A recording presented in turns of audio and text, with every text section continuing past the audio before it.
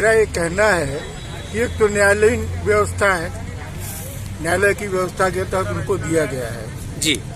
जिस प्रकरण के तहत राहुल जी को 2 साल की सजा दिया गया है, उस प्रकरण में मैक्सिमम 2 साल का सजा है जी। उस प्रकरण में दोषी इस तरह के लोग बलात्कार, जनप्रतिनिधि बलात्कार करते हुए प्रमाणित हुआ हो, हत्या करते हुए प्रमाणित हुआ, डकैती डालते हुए प्रमाणित हुआ हो, या इस तरह से गंभीर आर्थिक अपराध में लिप्त व्यक्ति प्रमाणित हुआ, ऐसे व्यक्ति के लिए मैक्सिमम 2 साल। राहुल गांधी ने केवल एक जाति विशेष के, जो न्यायालय में जाति विशेष सूचक को अपमानित किया, ऐसा वहाँ बोला गया है, उसको लेकर मैक्सिमम सजा दिया गया है, जिससे भारतीय जनता पार्टी की मंशा लक्षित होती है कि राहुल गांधी को एन तेन प्रकार उनके आवाज को दबाना चाहती है। राहुल गांधी दबने वाले नहीं है। उन्होंने कल सजा होने के बाद भी, सदस्यता समाप्त होने के बाद भी उन्होंने कहा मैं चुप रहने वाला नहीं हूँ,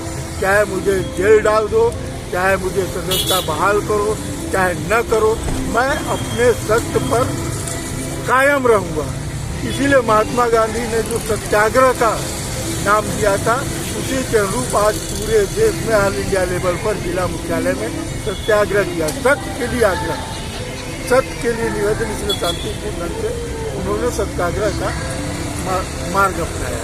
धन्यवाद। आज पूरे भारतवर्ष में संकल्प सत्याग्रह किया गया है और केंद्र सरकार की जो तानाशाही रवैया है जी, इसका विरोध करने के लिए पूरे भारत के कांग्रेसी एकजुट होकर के आज संकल्प सत्याग्रह कर रहे हैं।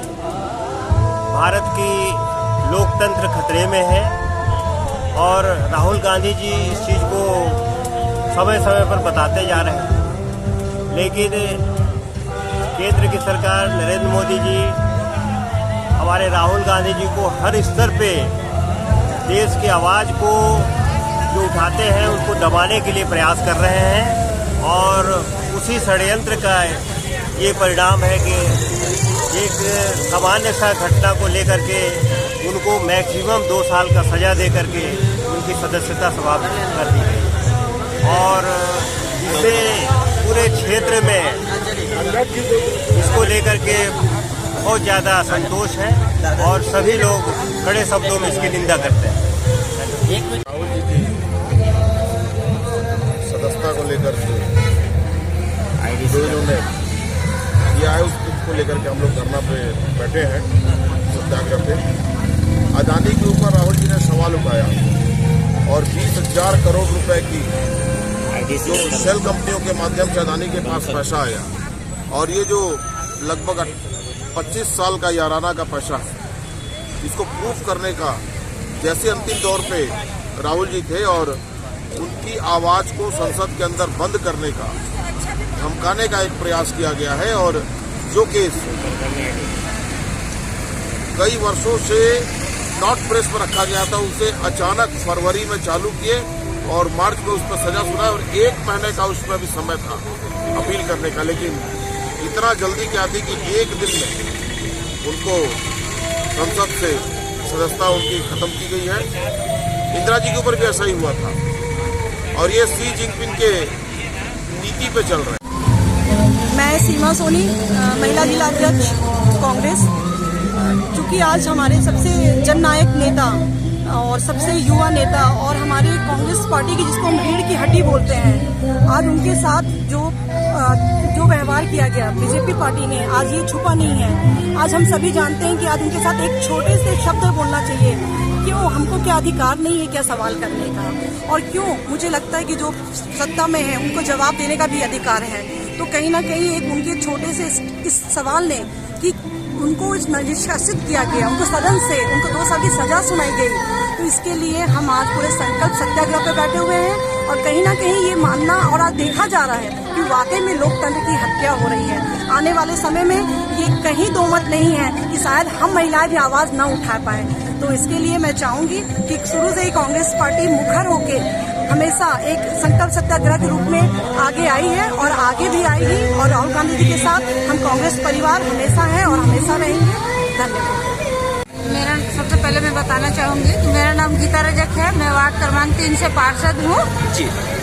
और ये सत्याग्रह हम इसलिए कर रहे हैं कि जो राहुल गांधी जी के साथ 2 साल का सजा जो उनको सुनाया गया है जी, उसके लिए ये सत्याग्रह कर रहे हैं हम लोग जी। और इसको हम लोग तब तक करते रहेंगे जब तक हमारी जी राहुल गांधी जी को वो न्याय न मिल जाए, तब तक करते रहेंगे।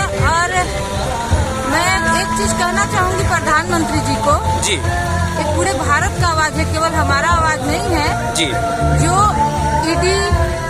ईडी छापा कर रहे हैं और जो कांग्रेस के ऊपर तो कभी कभी किसी पार्टी के ऊपर विपक्ष के ऊपर सवाल उठाते हैं जी। सवाल उठाना तो हम विपक्ष बैठे हैं, जरूर सवाल उठाएंगे जी। अपने जो सत्ता में रहेगा उसी से सवाल उठाएंगे, हमारा हक बनता है। तो मैं शकीला सिद्दीकी बोल रही हूँ। मैं महिला कांग्रेस की कोषाध्यक्ष हूँ और मैं ये कांग्रेस और विपक्ष के नेता को ये बताना चाह रही हूँ कि हमारा कांग्रेस मजबूत था, मजबूत है और हमेशा मजबूत रहेगा। क्योंकि जो हमारे राहुल गांधी के साथ विपक्ष के नेता ऐसा काम करते हैं, सत्ता में बैठ के उनको शोभा नहीं देता। शोभा इसलिए नहीं देता क्योंकि हमारा राहुल गांधी जी के साथ उनका सदस्यता छीना गया है। ये सतीश शाह को क्यों नहीं छीने? सतीश शाह भी तो तड़ी पार है। अदानी के पास इतना पैसा कहाँ से आया? क्यों? वो सबका चुराया हुआ पैसा होगा, सबका निकाला हुआ पैसा होगा। वो कहाँ से पैसा आया? सब कांग्रेसी और जनता का पैसा है वो पैसा अपना।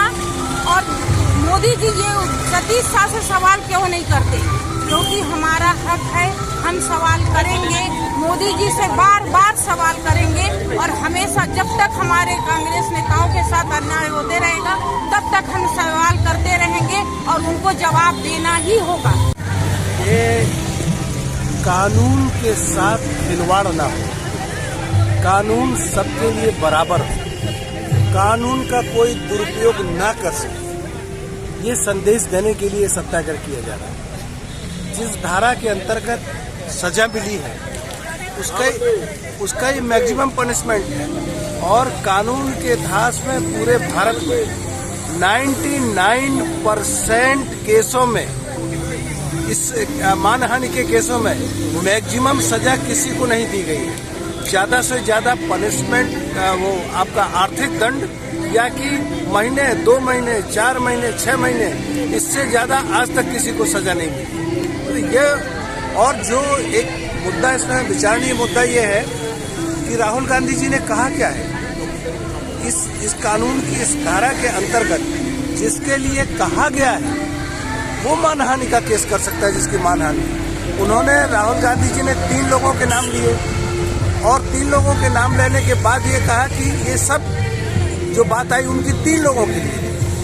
जिस व्यक्ति ने पिटीशन दायर किया, कंप्लेंट केस किया है, उस व्यक्ति उन्होंने कभी नहीं कहा है कि सारा समुदाय खराब है, किसी समुदाय के बारे में नहीं कहा है।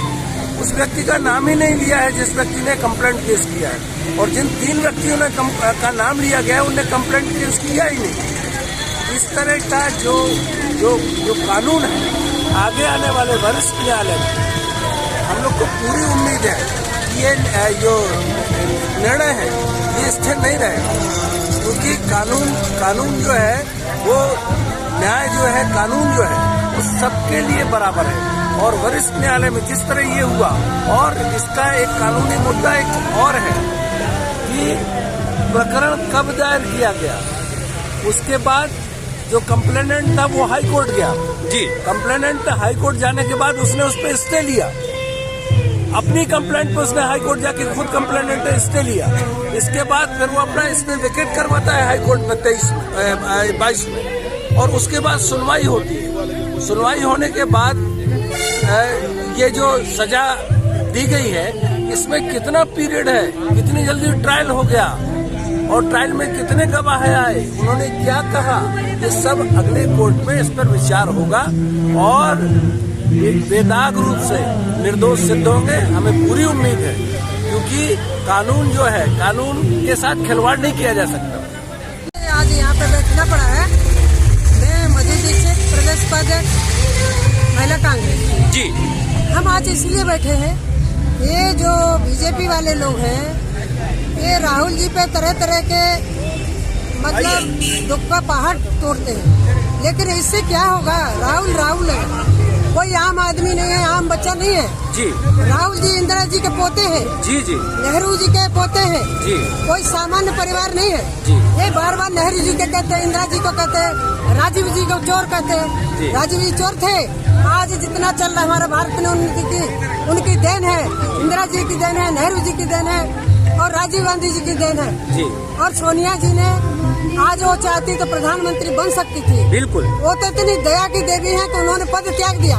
तुम जिस पद के लिए लड़ रहे हो, वाजपेयी मोदी जी जिस पद के लिए आज गर्व से कहते हैं ना, आपने कुछ नहीं किया है, आपने देश को बर्बाद किया है। आपने कहा था मुझे 50 दिन दीजिए, आपने क्या किया 50 दिन में? आपने तो कुछ भी नहीं बनाया। आप इतनी जल्दी राहुल के ऊपर केस करने में किया। उतना कोरोना के जो लोग मर रहे थे उसमें आपने नहीं पूछा कि आप कैसे मर रहे हो, क्या हो रहा है, कैसे हुआ, किसी मरीज को जाके नहीं पूछा। और दूसरा केस है, आपके यहाँ बीजेपी वाले मर्डर करके आ जाते हैं, आप अपनी पार्टी में स्वागत करते हैं, माला लेके उनका स्वागत करते हैं। आप क्या चाहते हैं? आपके डर से हमारे कांग्रेस वाले बीजेपी में आ जाए?